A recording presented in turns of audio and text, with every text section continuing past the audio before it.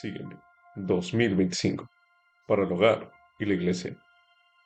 Capítulo 41.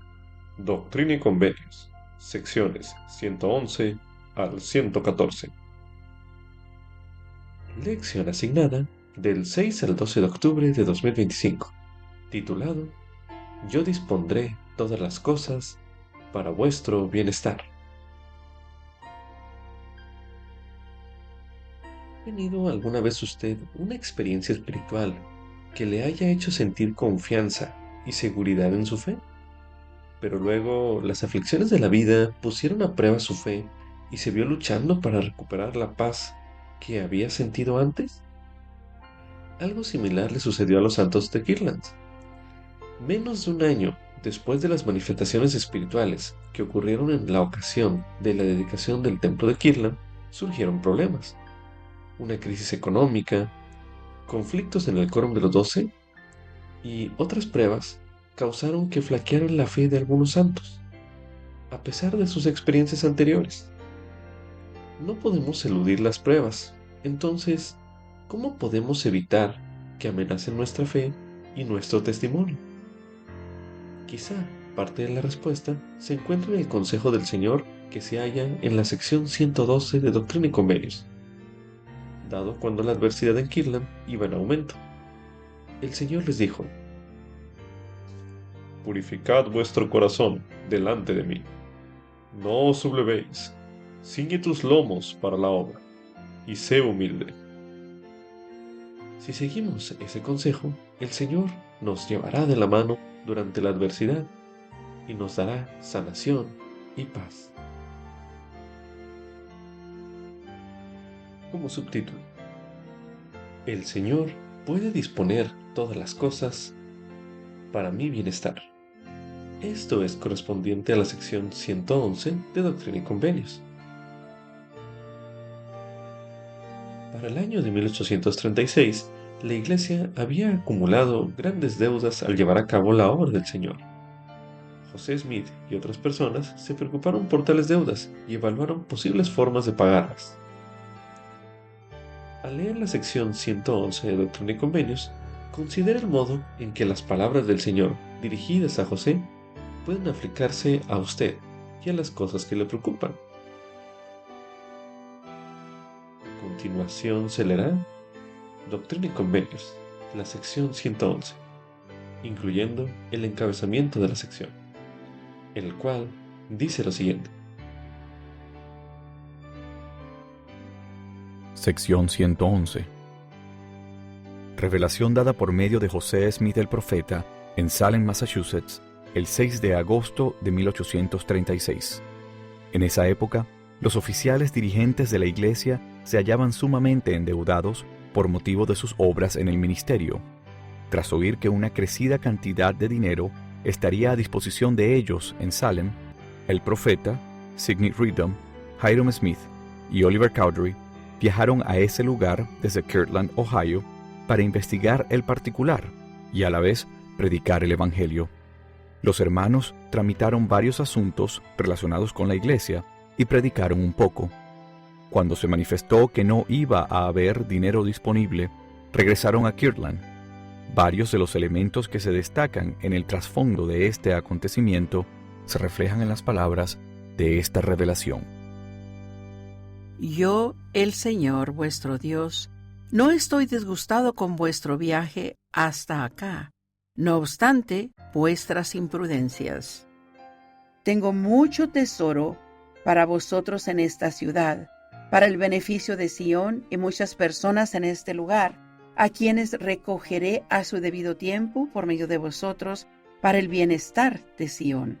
Conviene, pues, que lleguéis a conocer a hombres de esta ciudad según seáis guiados y os sea indicado. Y acontecerá que a su debido tiempo pondré esta ciudad en vuestras manos, para que tengáis poder sobre ella, de modo que no descubrirán vuestras cosas secretas, y su riqueza en cuanto a oro y plata será vuestra. No os preocupéis por vuestras deudas, porque os daré el poder de pagarlas. No os inquietéis tocante a Sión, porque obraré misericordiosamente con ella. Permaneced en este lugar y en las regiones circunvecinas, y el sitio donde es mi voluntad que principalmente os detengáis, os será manifestado por la paz y el poder de mi espíritu que fluirá hacia vosotros. Podéis alquilar este sitio e inquirid diligentemente en lo que concierne a los habitantes y a los fundadores más antiguos de esta ciudad, pues hay más de un tesoro para vosotros en esta ciudad. Por tanto, sed prudentes como la serpiente, y al mismo tiempo sin pecado, y yo dispondré todas las cosas para vuestro bienestar en cuanto podáis recibirlas. Amén. A continuación se releerá en Doctrina y Convenios, en la sección 111, el versículo 1, para dar énfasis a la siguiente pregunta, el cual dice lo siguiente. Yo, el Señor, vuestro Dios, no estoy disgustado con vuestro viaje hasta acá, no obstante vuestras imprudencias. Medite a continuación. ¿En qué ocasiones ha sentido usted el amor de Dios, no obstante sus imprudencias? Medite brevemente.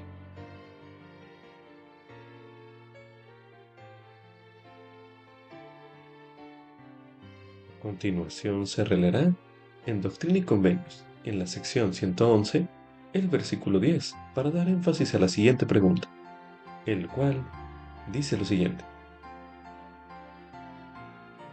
Pues hay más de un tesoro para vosotros en esta ciudad.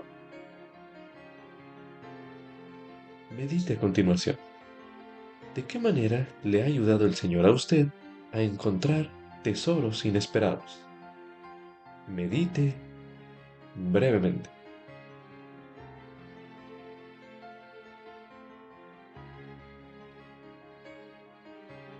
A continuación se releerá en Doctrina y Convenios, en la sección 111, el versículo 11, para dar énfasis a la siguiente pregunta, el cual dice lo siguiente. Por tanto, sed prudentes como la serpiente, y al mismo tiempo sin pecado, y yo dispondré todas las cosas para vuestro bienestar, en cuanto podáis recibirlas. Amén. Medite a continuación. ¿Qué ha hecho Él, el Señor, para disponer todas las cosas para su bienestar de usted? Medite brevemente.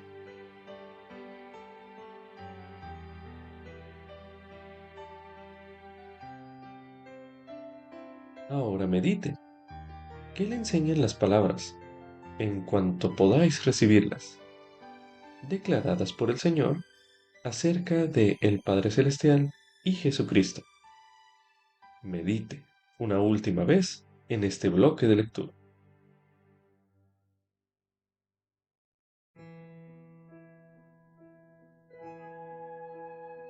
A continuación se leerá en Mateo, en el capítulo 6, los versículos del 19 al 21, así como también el versículo 33, los cuales dicen lo siguiente. No os hagáis tesoros en la tierra, donde la polilla y el orín corrompen, y donde ladrones minan y hurtan, sino haceos tesoros en el cielo, donde ni la polilla ni el orín corrompen, y donde ladrones no minan ni hurtan. Porque donde esté vuestro tesoro, allí estará también vuestro corazón. Mas buscad primeramente el reino de Dios y su justicia, y todas estas cosas os serán añadidas. También se recomienda estudiar el artículo Más de un tesoro, parte de Revelaciones en contexto, disponible en la Biblioteca del Evangelio, el cual estudiaremos a continuación. Más de un tesoro, por Elizabeth Quinn. A finales de julio de 1836, José Smith dijo, Sidney Rigdon, Oliver Cowdery y Hiram Smith iniciaron un viaje desde Kirtland, Ohio, en dirección al este de los Estados Unidos. Durante las semanas previas a su partida, José estaba muy preocupado por los asuntos temporales de la iglesia. En Missouri, los santos se aferraban a su propiedad de los terrenos, de los que habían sido expulsados en el condado de Jackson, como prueba de su compromiso con la dedicación de Sion. Pero no se sabía cómo iban a regresar. Al mismo tiempo, la iglesia estaba abrumada por las deudas después de la construcción del templo de Kirtland. ¿Qué se podía hacer? Esas preocupaciones probablemente siguieron ocupando la mente de José Smith mientras su pequeño grupo se desplazaba a la ciudad de Nueva York y a Boston. De acuerdo con un relato posterior, José y otros líderes habían oído hablar de un tesoro escondido en Salem, Massachusetts, y esperaban encontrarlo. Tanto la esperanza de encontrar alivio económico como la preocupación por Sion constituyeron partes primordiales del contexto de una revelación que el profeta recibió en Salem el 6 de agosto de 1836. No os preocupéis. En la revelación, el Señor consoló a José y a sus compañeros, diciendo: No os preocupéis por vuestras deudas, porque os daré el poder de pagarlas. No os inquietéis tocante Sión, porque obraré misericordiosamente con ella. La revelación indicaba que en la ciudad había muchos tesoros para el bienestar de Sión. Entre los tesoros se incluían tanto recursos económicos como las bendiciones espirituales de los conversos, a quienes el Señor recogería a su debido tiempo, según relata la Escritura. Los tesoros también podían incluir conocimientos importantes relacionados con los habitantes y a los fundadores más antiguos de esa ciudad.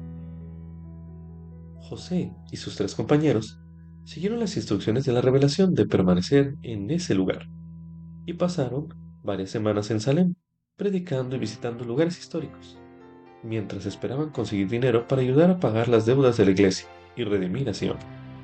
Pero no hay ningún documento que indique que esta revelación se hubiera cumplido de algún modo cuando regresaron a Kirtland. Todavía se desconoce lo que el Señor logró por medio del viaje de ellos a Salem. Algunas personas han supuesto que sencillamente el viaje no tuvo éxito.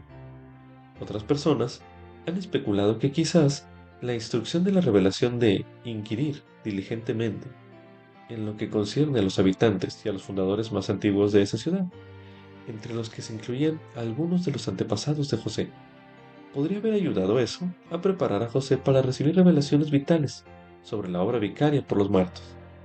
Pero el registro histórico no revela nada sobre lo que José, Oliver, Sidney y Hiram sentían acerca de la revelación cuando se marcharon de Salem. El debido tiempo del Señor. Pero la revelación no se olvidó.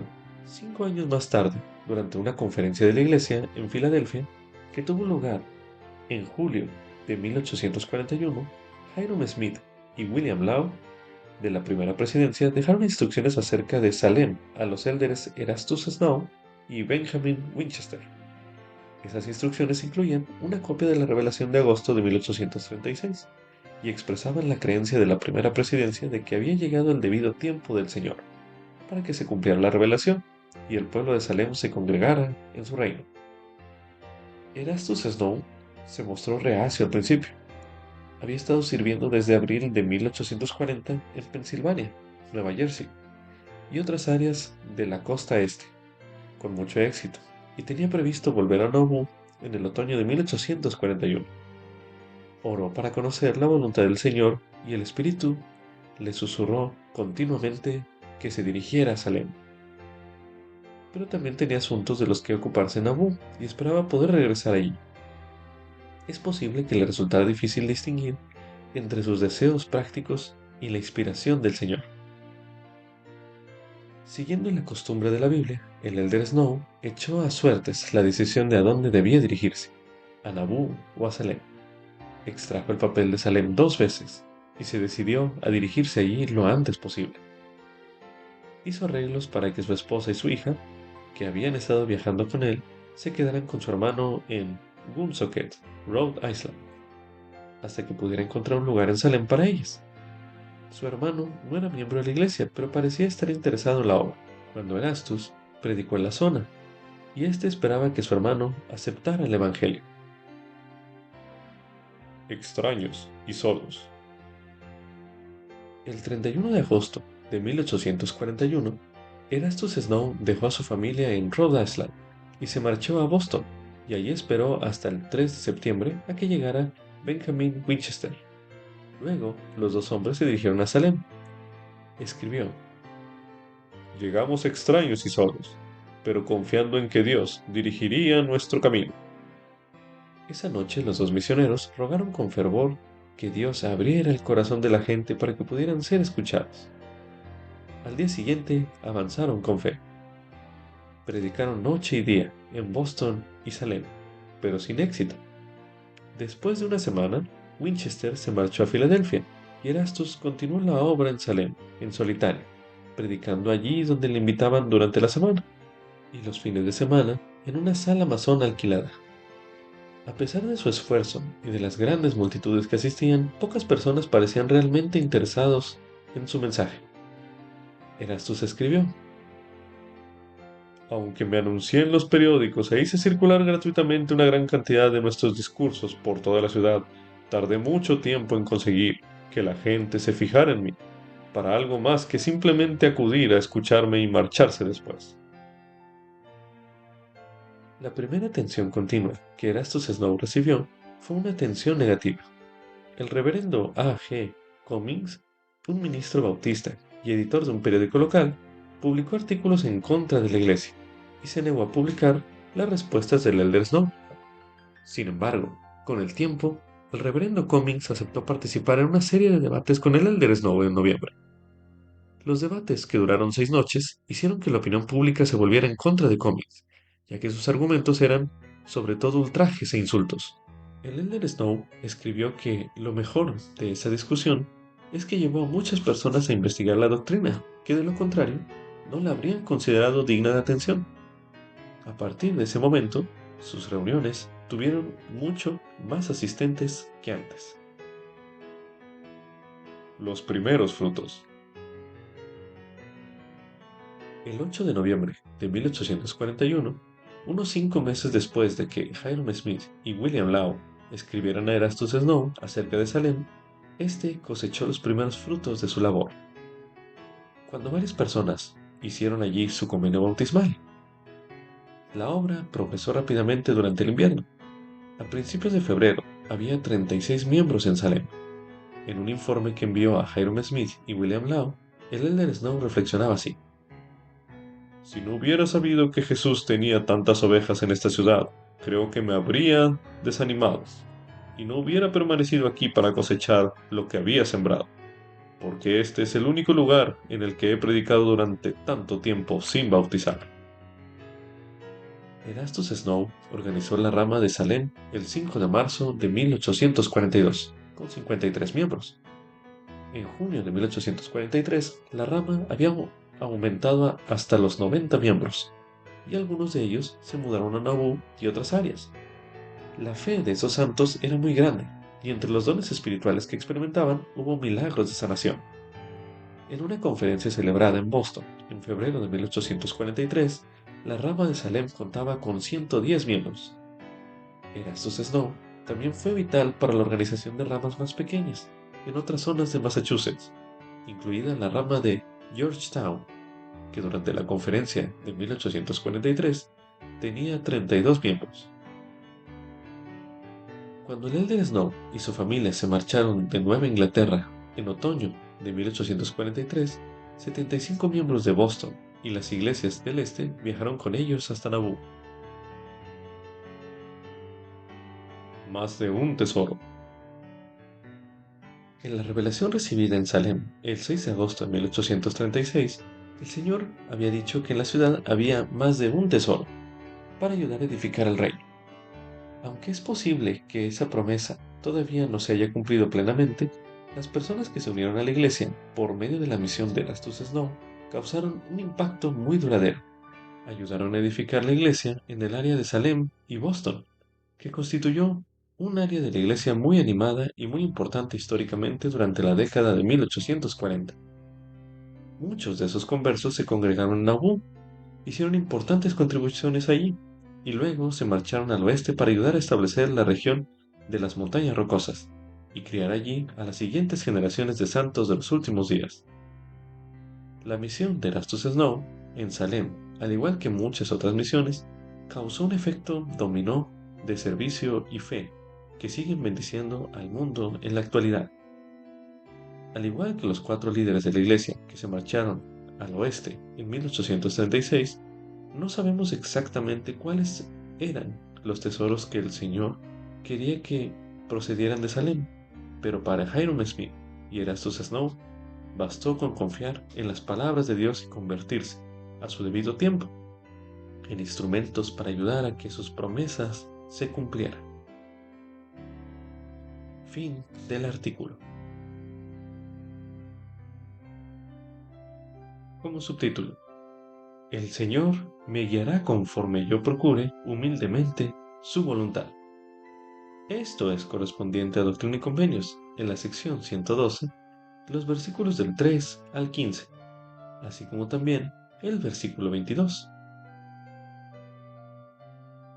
Thomas B. March, presidente del Quórum de los 12 Apóstoles, estaba enojado porque José Smith, sin consultarlo, había llamado a 2 miembros del Quórum a predicar el Evangelio en Inglaterra. Se reunió con el profeta, quien recibió una revelación que ayudó a Thomas a dejar de lado sus sentimientos heridos. Esta revelación se registró en la sección 112 de Doctrina y Convenios. Recuerde usted esas circunstancias al estudiar la sección 112 de Doctrina y Convenios. A continuación se leerá en Doctrina y Convenios, en la sección 112, los versículos del 3 al 15, así como también el versículo 22, para dar énfasis a las siguientes preguntas, los cuales dicen lo siguiente.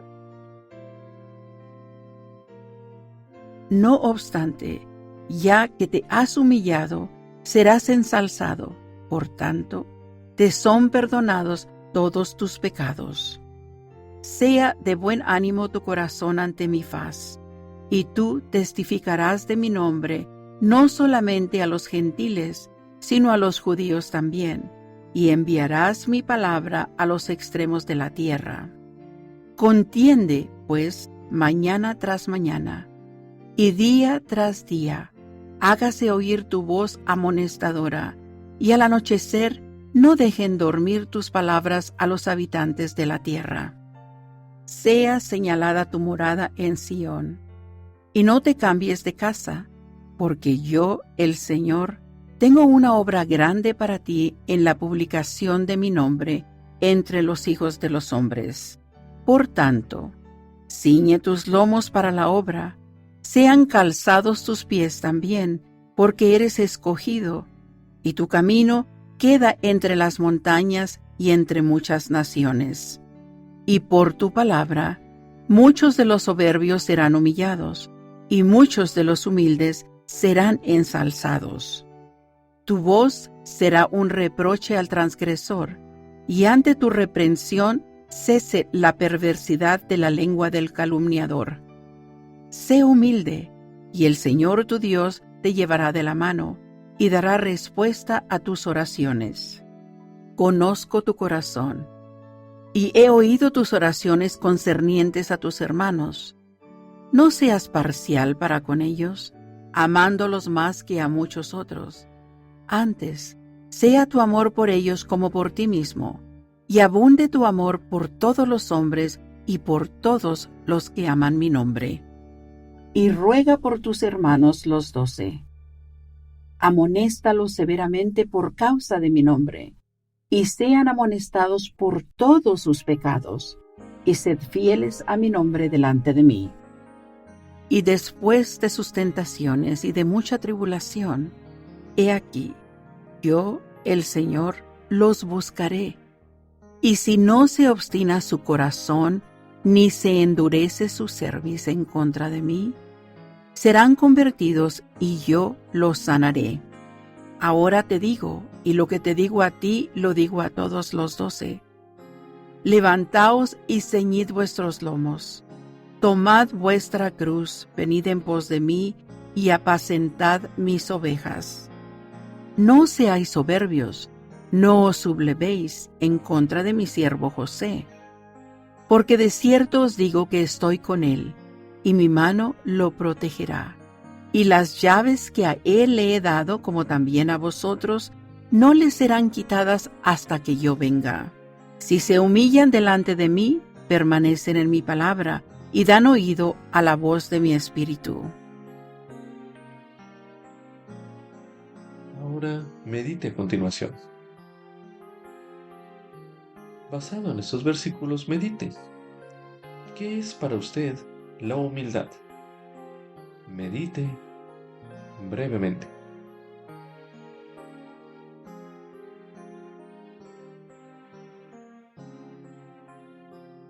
Ahora medite. ¿Qué significa que el Señor le lleve de la mano a usted? Medite brevemente.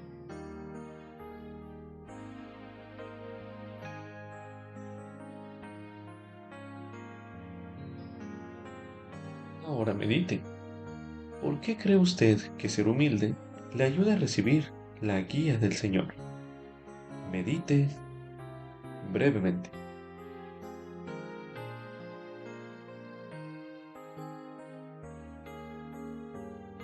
Usted podría encontrar más respuestas a estas preguntas en la sección titulada El modelo de humildad, parte del mensaje del elder Joseph W. Citati, titulado Modelos de Discipulado.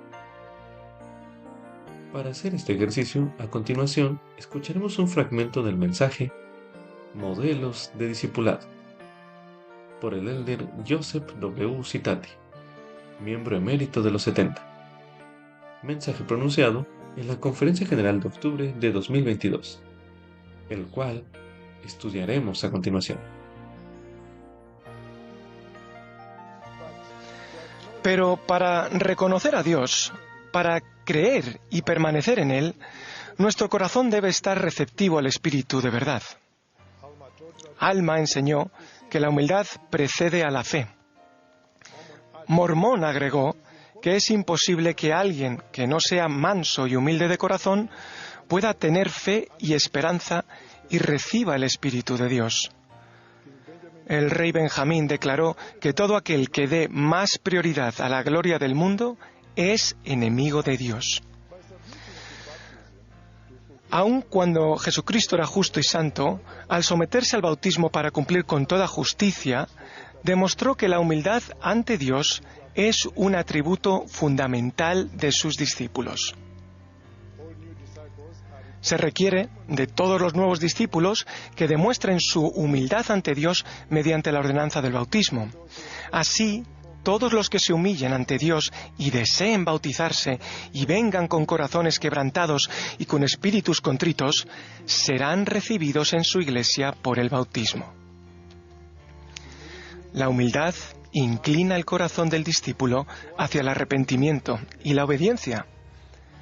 El Espíritu de Dios puede entonces llevar verdad a tales corazones y ésta hallará entrada.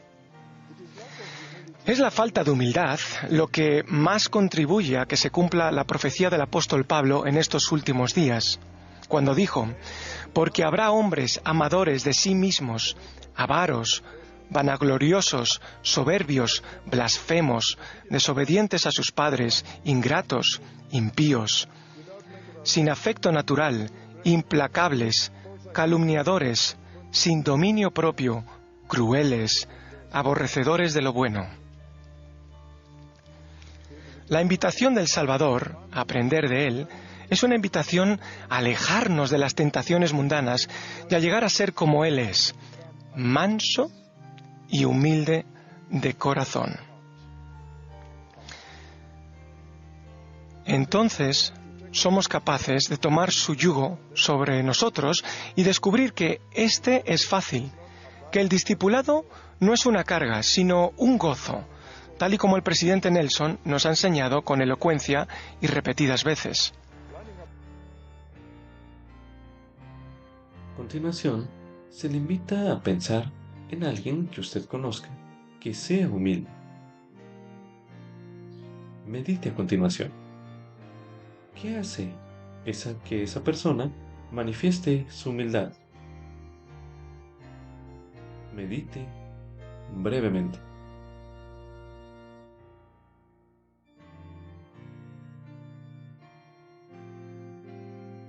Ahora medite. ¿Qué aprende usted del Salvador en cuanto a ser humilde? Medite nuevamente.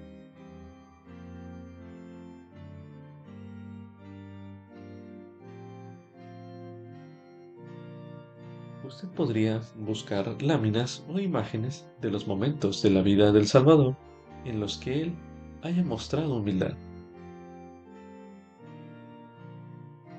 Ahora medite a continuación. ¿En qué ocasiones ha sentido usted la guía del Señor luego de haber procurado ser humilde? Medite una última vez en este bloque de lectura.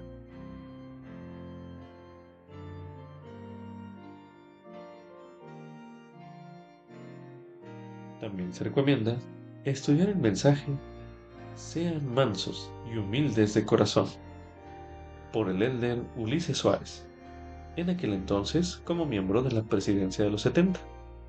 Mensaje pronunciado en la Conferencia General de octubre de 2013, el cual estudiaremos a continuación. Mormón enseñó que el hombre no puede tener fe ni esperanza a menos que sea manso y humilde de corazón. Él agregó que sin tales atributos su fe y su esperanza son vanas, porque nadie es aceptable a Dios sino los mansos y humildes de corazón. La humildad es la cualidad de quienes son temerosos de Dios, rectos, humildes, prestos para aprender y pacientes al sufrir.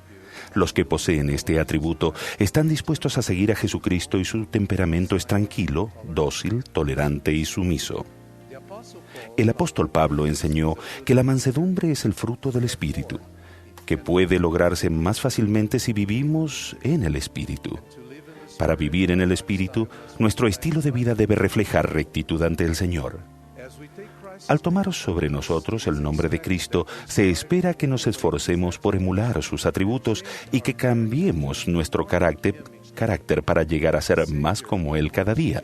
El Salvador, exhortando a sus discípulos, les dijo: «Sed pues vosotros perfectos, así como vuestro Padre que está en los cielos es perfecto». Si venimos a Cristo, nos abstenemos de toda impiedad y amamos a Dios, entonces por medio de la gracia de Cristo llegará el día en que seamos perfectos en Él. Los atributos semejantes a los de Cristo son dones de Dios que recibimos a medida que empleamos nuestro albedrío en rectitud.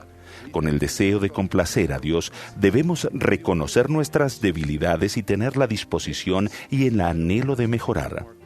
La mansedumbre es vital para que lleguemos a ser más como Cristo. Sin ella no seremos capaces de desarrollar otras virtudes importantes. Ser manso no significa debilidad, pero sí significa comportarse con bondad y gentileza, mostrando fortaleza, serenidad, sana autoestima y autocontrol. La mansedumbre fue uno de los atributos más abundantes en la vida del Salvador. Él mismo enseñó a sus discípulos: «Aprended de mí, que soy manso y humilde de corazón».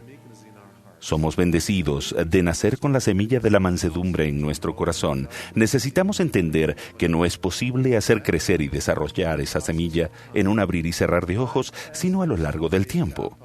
Cristo nos pide que tomemos nuestra cruz cada día, lo que significa que debe ser una meta y deseo constante.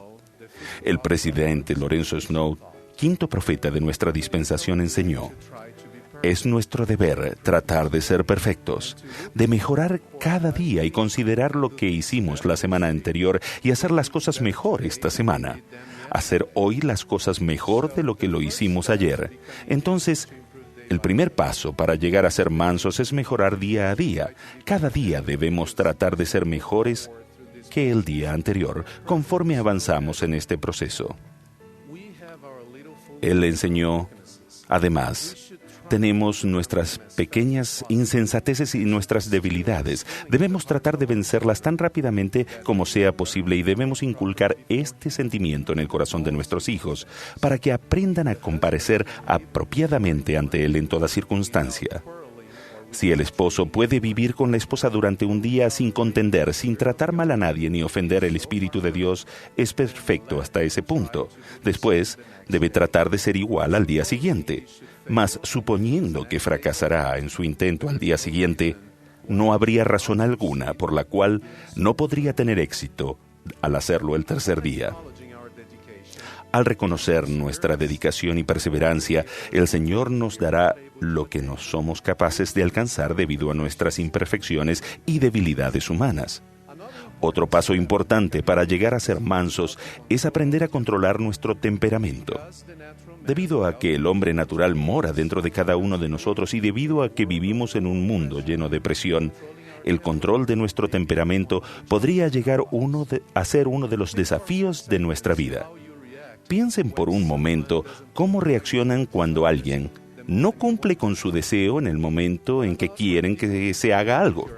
¿Qué sucede cuando la gente no está de acuerdo con sus ideas, aun cuando están completamente seguros de que representa la solución apropiada a un problema? ¿Cómo responden cuando alguien los ofende, critica sus esfuerzos o es descortés simplemente porque está de mal humor? En estos momentos y en otras situaciones difíciles, debemos aprender a controlar nuestro temperamento y expresar nuestros sentimientos con paciencia y persuasión tierna.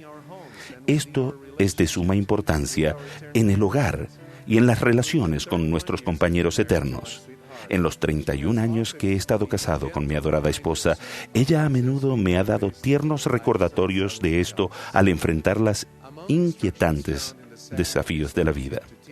Entre las instrucciones que se encuentran en la segunda epístola de Timoteo, el apóstol Pablo dijo: «Porque el siervo del Señor no debe ser contencioso, sino amable con todos, apto para enseñar, sufrido, que con mansedumbre corrija a los que se oponen, por si quizá Dios los conceda que se arrepientan al conocer la verdad».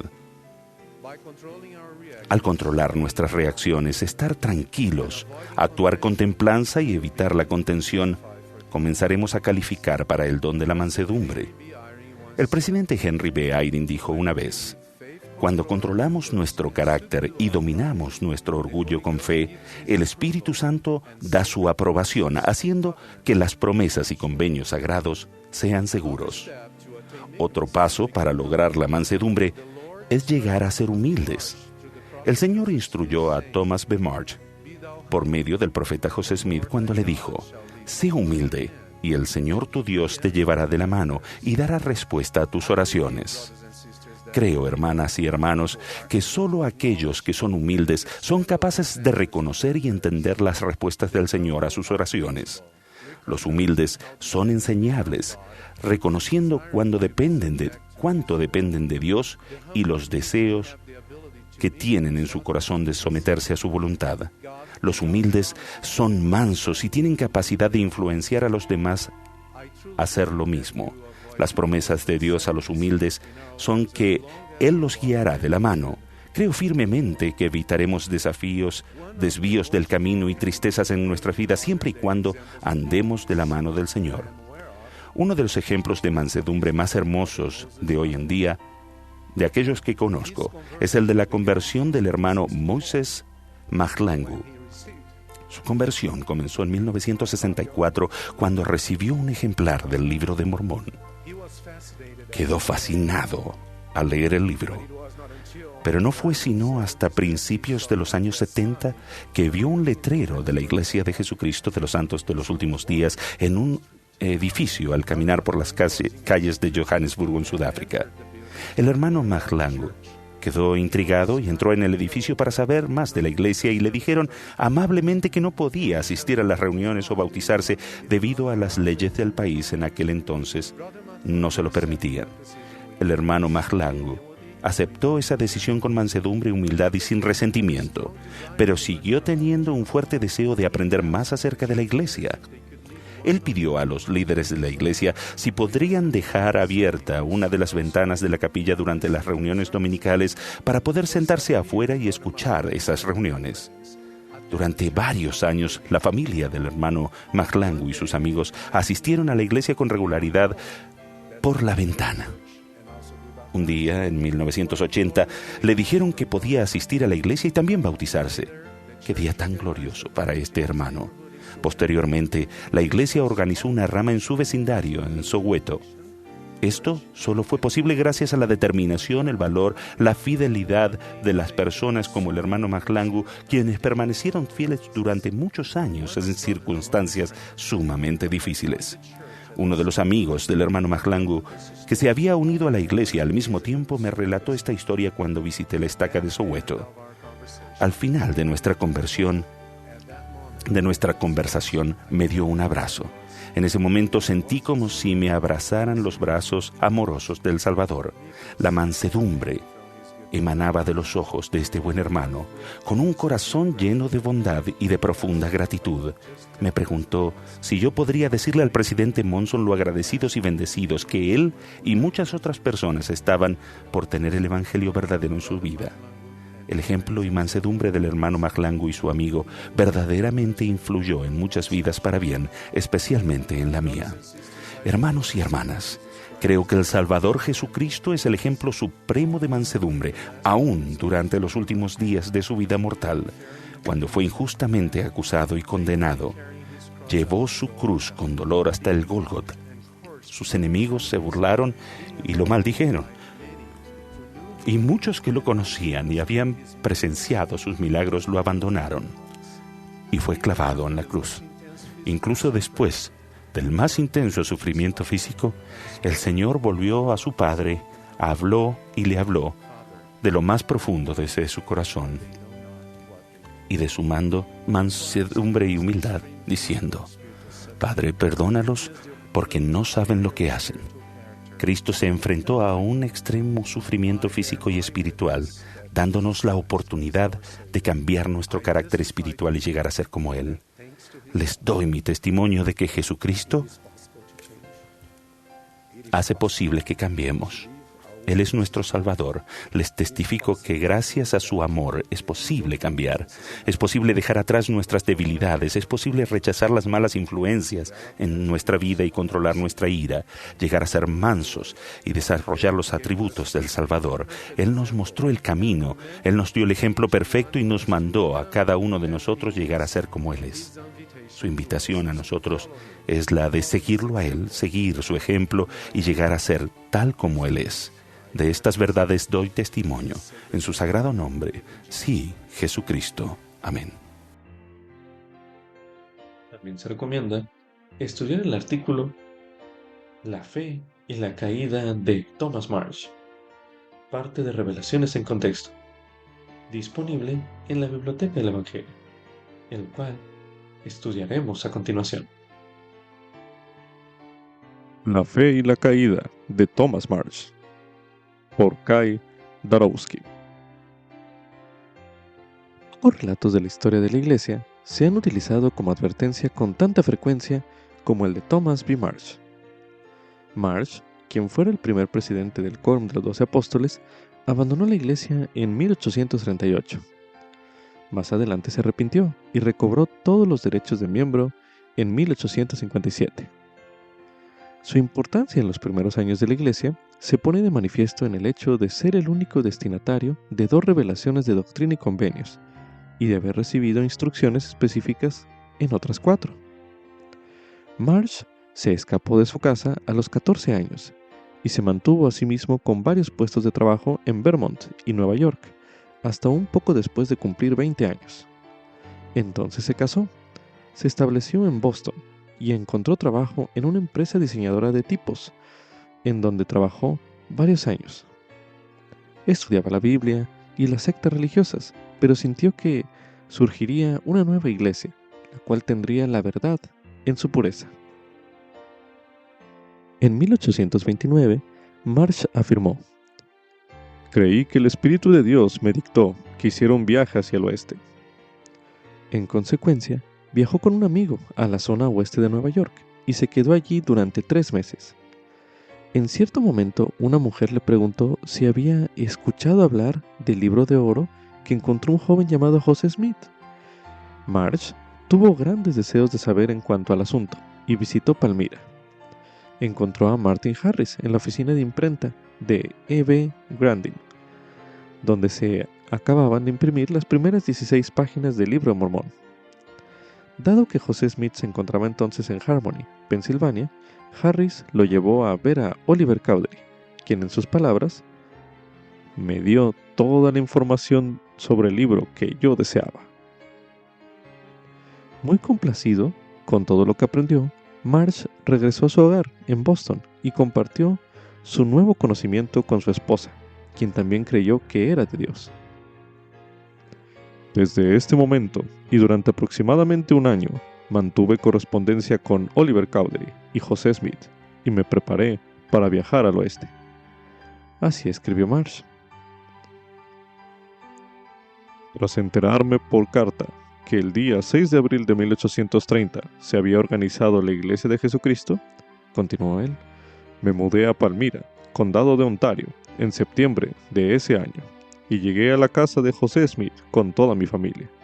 Durante ese mes fui bautizado por David Whitmer en el lago Cayuga, y unos pocos días después fui ordenado elder por Oliver Cowdery, con 6 élderes, en la casa del padre Whitmer. Más tarde, durante ese mismo mes, se llevó a cabo la segunda conferencia de la iglesia en Fayette, Nueva York. Durante la reunión, José Smith recibió revelaciones para 4 personas, entre ellas una para Thomas Marsh, ahora conocida como la sección 31 de Doctrina y Convenios. La revelación es rica en contenido. Algunas palabras son similares a otras revelaciones de los primeros tiempos, y algunas promesas e instrucciones son personales para Marsh y su familia. El Señor le dijo a Marsh que le bendeciría a él y a su familia. Sí, a sus pequeñitos. En ese momento, él tenía 3 hijos, el mayor de los cuales tenía 9 años. Marsh fue llevado a servir como misionero y se le dijo que sus pecados le eran perdonados. Se le aconsejó ser paciente, no ultrajar, orar siempre y prestar oído al Consolador. La revelación contiene una promesa intrigante. Dice así: He aquí, te digo que serás cual médico para la iglesia, pero no para el mundo, porque no te recibirán. Así se lee en Doctrina y Convenios, en la sección 31, el versículo 10. ¿Qué significaba este título? ¿Fue reconocido como doctor en medicina para ayudar a los miembros con necesidades de salud? ¿O tenía un significado de carácter más religioso tal vez, como alguien llamado a ministrar o sanar a otras personas espiritualmente? Solo se mencionan 2 ocasiones en que Marsh ayudó a miembros con enfermedades físicas y no contaba con ninguna capacitación médica especial. El término médico del alma es tan antiguo como Sócrates, y otras iglesias han utilizado los términos doctor para la iglesia o doctor de la iglesia durante cientos de años. La última parte del versículo, pero no para el mundo, porque no te recibirán, agrega ambigüedad. Un siervo fiel. Hay muchas indicaciones de que durante varios años, Thomas Marsh siguió humildemente el consejo que recibió. Fue ordenado sumo sacerdote en 1831 y sirvió en misiones en 1831 y 1832. Se mudó con su familia a Sion, condado de Jackson, Missouri, en 1832. Se estableció con ellos junto al río Big Blue y prestó servicio como presidente de la rama Big Blue. Junto con otros miembros de la iglesia, fue expulsado a la fuerza del condado de Jackson en 1833 y se mudó al condado de Lafayette para el invierno, y después al condado de Clay. Fue llamado al Sumo Consejo en Missouri en 1834 y designado junto con otras personas para recibir una investidura de poder espiritual en la Casa del Señor en Kirtland, Ohio, que se encontraba entonces en construcción. Conforme a la revelación, Marsh partió hacia Kirtland en enero de 1835. Predicó en el camino y llegó en abril. Sin que él lo supiera durante sus viajes, había sido llamado al Quórum de los 12 Apóstoles, recientemente organizado en febrero. fue ordenado poco después de su llegada a Kirtland. Por antigüedad y revelación fue nombrado presidente del quórum, a pesar de que todavía era relativamente joven, con unos 35 años.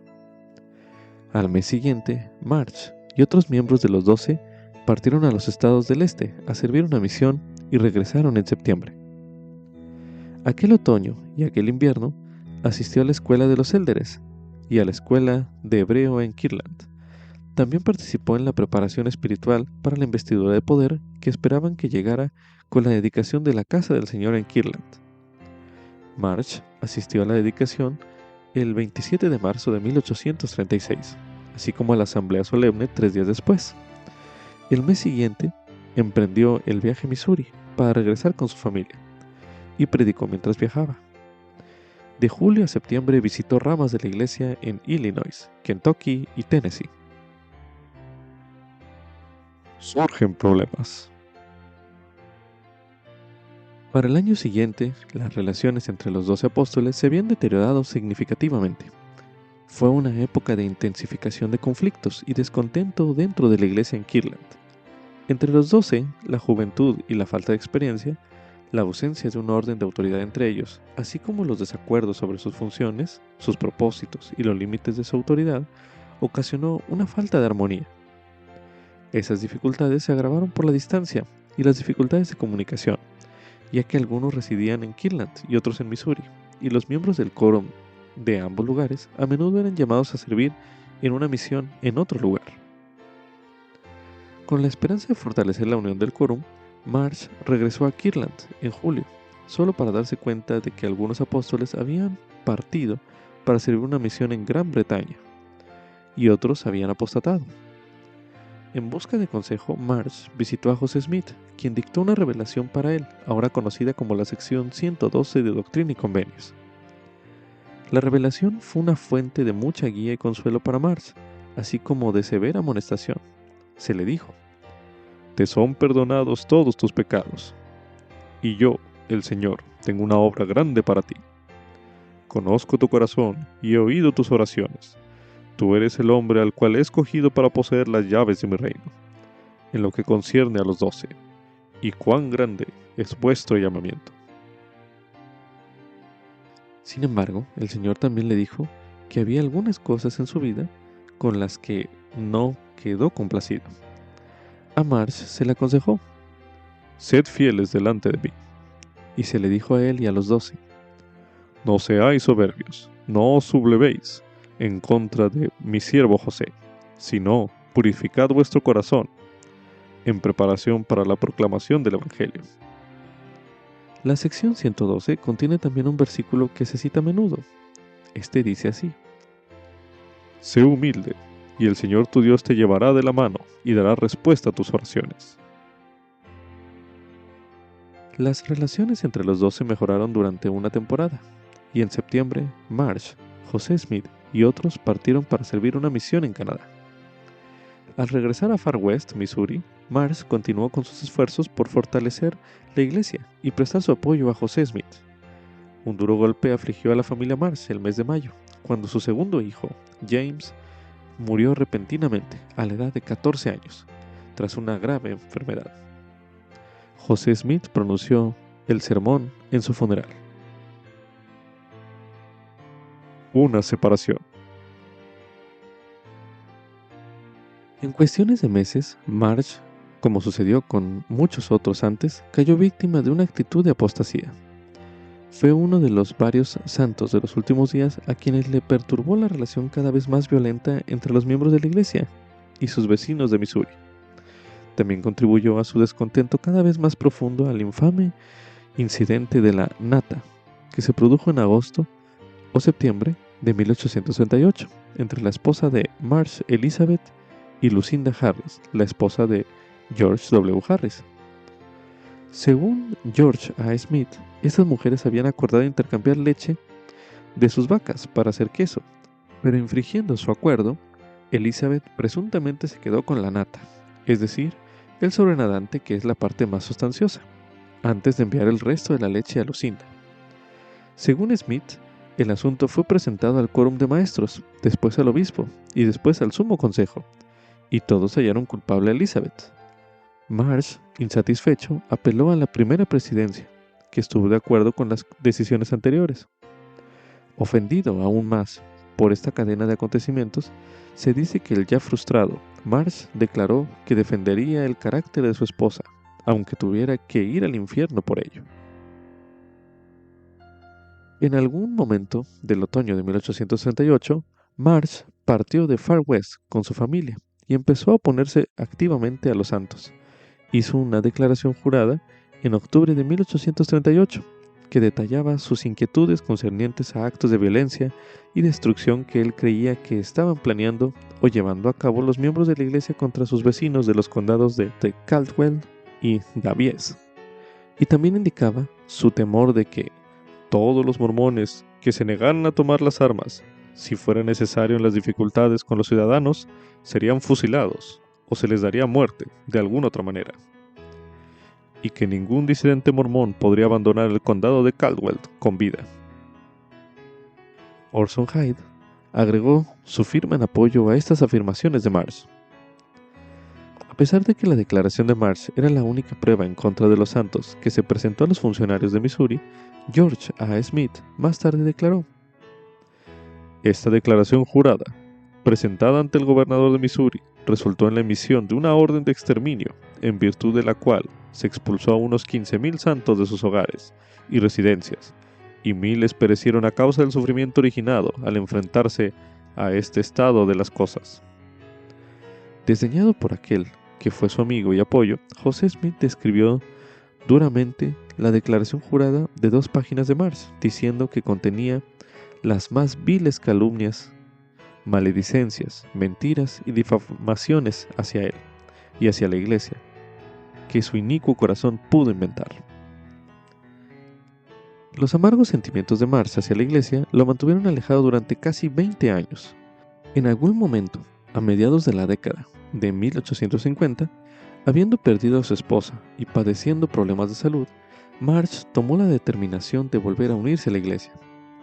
Lamentaba lo que había hecho y se arrepentía de ello, de manera humilde y sincera. En una carta dirigida a Heber C. Kimball, en Salt Lake City, Marsh se lamentaba diciendo: el Señor podía arreglárselas muy bien sin mí, y no ha perdido nada, aunque yo cayera en las filas. Pero oh, ¿qué he perdido yo? Marsh explicaba además: me reuní con G.W. Harris, y se ha producido una reconciliación entre nosotros. Tras la llegada de Marsh a Salt Lake City, en septiembre de 1857, Brigham Young le permitió que dirigiera la palabra a los santos. Con una voz debilitada, Marsh explicó su apostasía y pidió perdón. Con frecuencia he querido saber cómo comenzó mi apostasía, y he llegado a la conclusión de que debía haber perdido el Espíritu del Señor, el cual salió de mi corazón. La siguiente pregunta es: ¿cómo y cuándo perdió el Espíritu? Tuve envidia del profeta, se alteró mi percepción y pasé por alto todo lo que era correcto. Dedicaba todo mi tiempo a buscar el mal. Después, cuando comenzó a guiarme el diablo, resultó fácil que la mente carnal tomara el control, la cual es el enojo, la envidia y la ira. Lo sentía en mi interior, me sentía enojado e iracundo, y una vez que se marchó el Espíritu del Señor, como dicen las Escrituras, quedé cegado. Perdí los estribos y deseé que todos los demás también estuvieran enojados. Después de sus palabras, Brigham Young pidió un voto para readmitir a Thomas B. Marsh como miembro de pleno derecho de la iglesia, y ninguna mano se elevó para oponerse a ello. Fin del artículo. También se recomienda estudiar el tema humildad, uno de los temas del Evangelio, disponible en la Biblioteca del Evangelio, el cual estudiaremos a continuación. Humildad.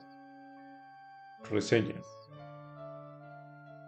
Ser humilde es reconocer con agradecimiento nuestra dependencia del Señor, es decir, comprender que tenemos la necesidad constante de recibir su apoyo. La humildad es el reconocimiento de que nuestras aptitudes y talentos son dones de Dios, no es señal de debilidad, de timidez ni de temor, sino una indicación de que sabemos de dónde proviene nuestra verdadera fortaleza. Podemos ser humildes y a la vez ser audaces y valientes. Jesucristo es nuestro máximo ejemplo de humildad. Durante su ministerio terrenal, siempre reconoció que su fortaleza derivaba de su dependencia del Padre. Él dijo: "No puedo yo hacer nada por mí mismo. No busco mi voluntad, sino la voluntad del Padre que me envió". Así se lee en Juan, capítulo 5, el versículo 30. El Señor nos fortalecerá a medida que seamos humildes ante Él. Santiago enseñó: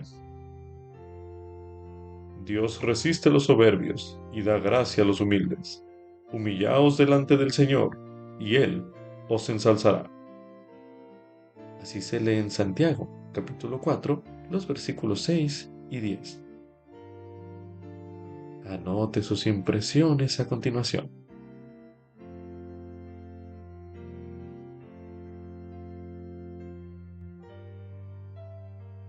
También se recomienda escuchar el himno Sé humilde, el himno número 70 de los himnos de la Iglesia de Jesucristo de los Santos de los Últimos Días, disponible en la Biblioteca del Evangelio.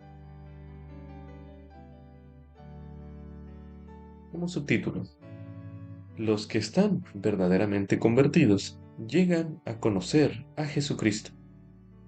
Esto es correspondiente a Doctrina y Convenios, en la sección 112, los versículos del 12 al 26, el versículo 28, así como también los versículos del 33 al 34. El hecho de que en 1837 algunos apóstoles se hayan tornado en contra del profeta es un buen recordatorio de que, independientemente de nuestro llamamiento en la Iglesia o de cuánto sepamos sobre el Evangelio, debemos asegurarnos de nutrir nuestra conversión a Jesucristo de manera individual. Quizás usted podría leer los versículos que a continuación se leerán en este bloque de lectura y buscar en ellos verdades que puedan ayudarle a usted a superar una prueba de fe o llegar a estar más convertido plenamente al Señor. Usted podría sentirse inspirado a hablar sobre lo que llegue a encontrar para ayudar a alguien a afianzar su conversión a Jesucristo. Para hacer este estudio, a continuación se leerá en Doctrina y Convenios, en la sección 112, los versículos del 12 al 26, el versículo 28 y así también los versículos 33 al 34, los cuales dicen lo siguiente: Y ruega por tus hermanos los 12. Amonéstalos severamente por causa de mi nombre, y sean amonestados por todos sus pecados, y sed fieles a mi nombre delante de mí. Y después de sus tentaciones y de mucha tribulación, he aquí, yo, el Señor, los buscaré. Y si no se obstina su corazón, ni se endurece su cerviz en contra de mí, serán convertidos y yo los sanaré. Ahora te digo, y lo que te digo a ti, lo digo a todos los 12. Levantaos y ceñid vuestros lomos. Tomad vuestra cruz, venid en pos de mí, y apacentad mis ovejas. No seáis soberbios, no os sublevéis en contra de mi siervo José. Porque de cierto os digo que estoy con él, y mi mano lo protegerá. Y las llaves que a él le he dado, como también a vosotros, no le serán quitadas hasta que yo venga. De cierto te digo, mi siervo Thomas, tú eres el hombre al cual he escogido para poseer las llaves de mi reino, en lo que concierne a los 12 entre todas las naciones, a fin de que seas mi siervo para abrir la puerta del reino en todos los lugares a donde mi siervo José y mis siervos Sidney y Hiram no puedan ir, pues sobre ellos he puesto la carga de todas las iglesias por una corta temporada.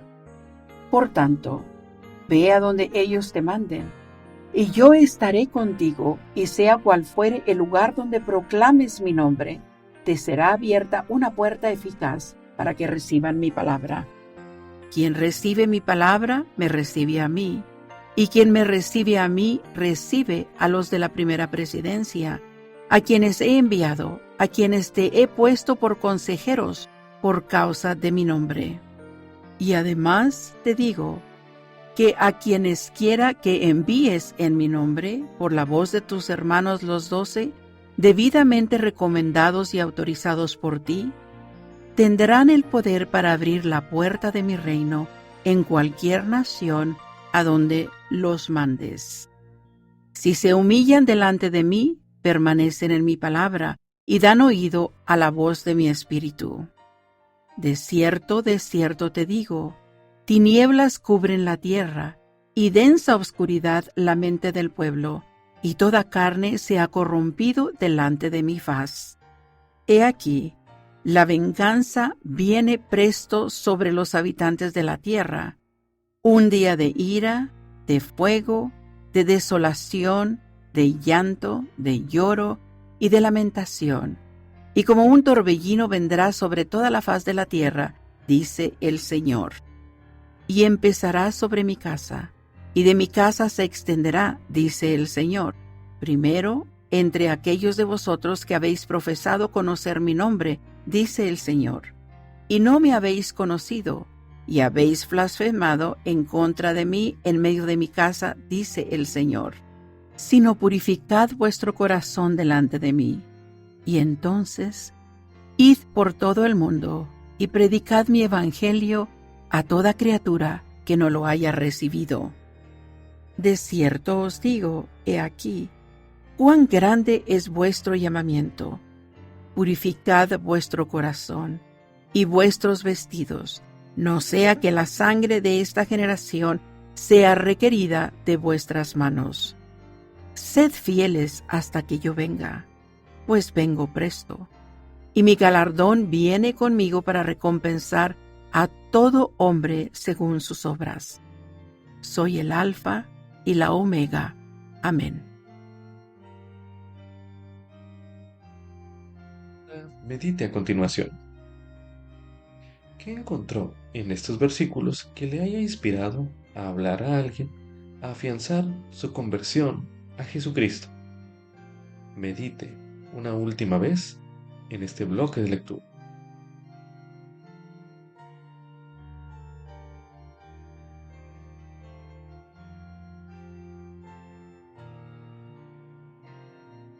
Como subtítulo, José Smith fue un siervo en las manos de Cristo.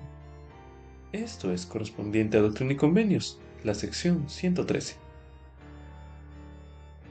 A continuación se leerá en el libro de Isaías, en el capítulo 11, los versículos 1 y 10, para dar énfasis al siguiente comentario, el cual dice lo siguiente.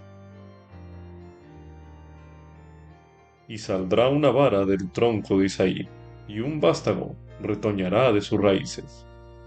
Y acontecerá en aquel día que la raíz de Isaí, la cual estará puesta como estandarte a los pueblos, será buscada por las naciones, y el lugar de su descanso será glorioso. El profeta Isaías se refirió a uno de los descendientes de Isaí como una vara y una raíz. En la sección 113 de Doctrina y Convenios, el Señor explica que ese descendiente, un siervo de Cristo, sería crucial en el recogimiento del pueblo del Señor en los últimos días. Esa profecía describe muy bien al profeta José Smith. A continuación se leerá en Doctrina y Convenios la sección 113 y durante su lectura se le pide que usted vea en qué forma esa y otras verdades habrán alentado a los santos durante la conmoción que vivieron en Kirtland en aquel entonces. Para hacer este ejercicio, a continuación se leerá Doctrina y Convenios, sección 113. ¿Quién es el tronco de Isaí, del cual se habla en los versículos 1, 2, 3, 4 y 5 del capítulo 11 de Isaías? De cierto, así dice el Señor, es Cristo, que es la vara mencionada en el primer versículo del capítulo 11 de Isaías, que saldrá del tronco de Isaí. He aquí, así dice el Señor, es un siervo en las manos de Cristo, que en parte desciende de Isaí, así como de Efraín, o sea, de la casa de José, a quien se ha dado mucho poder. ¿Qué es la raíz de Isaí, de la cual se habla en el 10º versículo del capítulo 11? He aquí, así dice el Señor, es un descendiente de Isaí, así como de José, a quien por derecho pertenecen el sacerdocio y las llaves del reino, y será por estandarte y para el recogimiento de mi pueblo en los postreros días. Preguntas hechas por Elias Higbee. ¿Qué quiere decir el mandamiento dado en el primer versículo del capítulo 52 de Isaías, que dice: Vístete de poder, oh Sión? ¿Y a qué pueblo se refería Isaías? Se estaba refiriendo a los que Dios llamaría en los últimos días, los cuales habrían de tener el poder del sacerdocio para establecer de nuevo a Sión y efectuar la redención de Israel. Vestirse de poder significa vestirse con la autoridad del sacerdocio, al que ella, Sión, tiene derecho por linaje, también para recuperar el poder que había perdido. ¿Qué hemos de entender por el segundo versículo que dice que Sión suelte las ataduras de su cuello?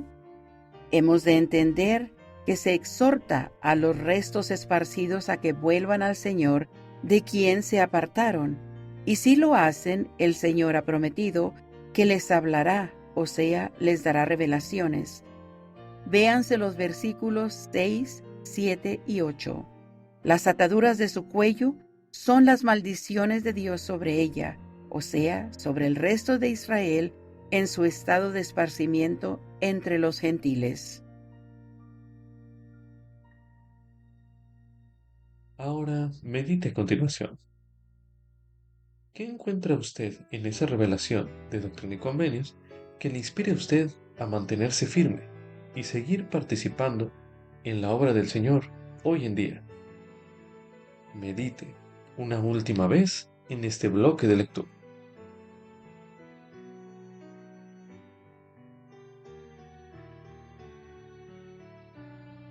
También se recomienda estudiar el término Isaí en la Guía para el Estudio de las Escrituras, disponible en la Biblioteca del Evangelio, el cual se leerá a continuación.